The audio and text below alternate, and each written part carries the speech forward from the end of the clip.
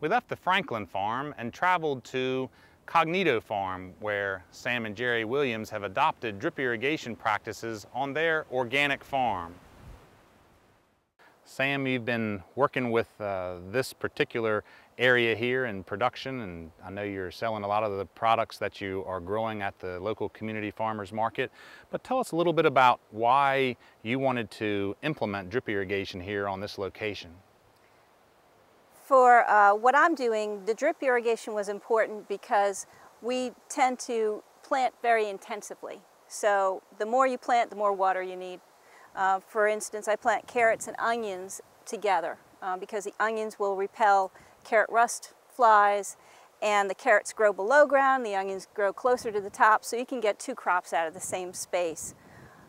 So to have a sufficient amount of water was important. The other thing is I don't use a lot of chemistry.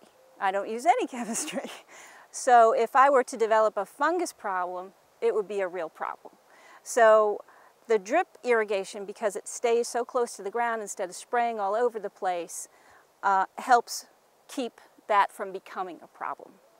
And the other part of the efficiency here on this location, I know in working with you setting this thing up, that you're using an existing well on the farm. It's not a very large well in terms of regular farm wells, but you've been able to tie into that well, and has that worked adequately? Is that well supplying all the water that you need for the drip? Yes, it is, and when we use the well to run the drip, it seems to take so little water that you can take a shower. It's not like, you know, running a whole bunch of water somewhere.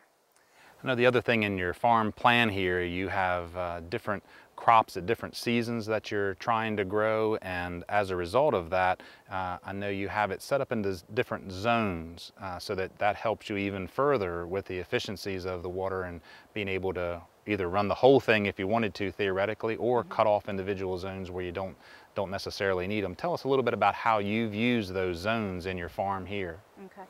On the zones, one of the things that we do, I have one zone that's right now that's currently off because those particular rows of winter crops are done, and I do not wish to encourage the weeds with water. I have another zone that is still producing the winter crops that I'm selling at the market. The other 4 zones are watering the crop that's the spring crop. I've got beans, squash, tomatoes, eggplant, that kind of thing that I can water whenever I want to.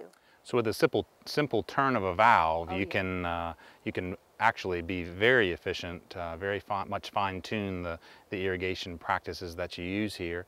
And I know that in trying to follow the organic principles that you are in producing these, the overhead irrigation certainly creates some problem with fungal diseases in particular, and you mentioned that the drip has helped take care of that.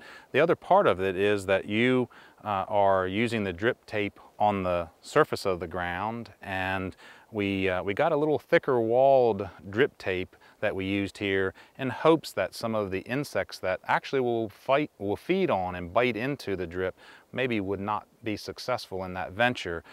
Tell us a little bit about how that's worked out, because when it's exposed on the surface like this, a lot of times the insects can be a problem. I have not had the first break. And the thicker walled stuff is extremely durable. I yanked it up and threw it over there and ran the mower around and ran the tiller around and hilled. And one of the nice things on the drip tape, when I left it connected and put it down, my hills are very straight this time.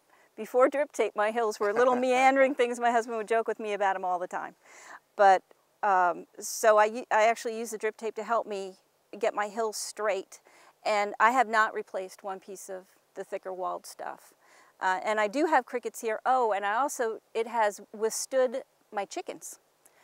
Because there are times when I let the chickens in so that they can harvest the bugs.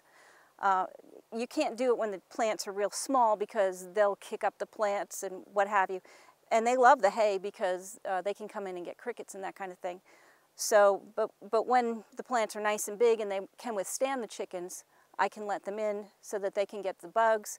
And they have kicked drip tape here, there, and yonder, and it has not. The thicker walled stuff even stands up to chickens.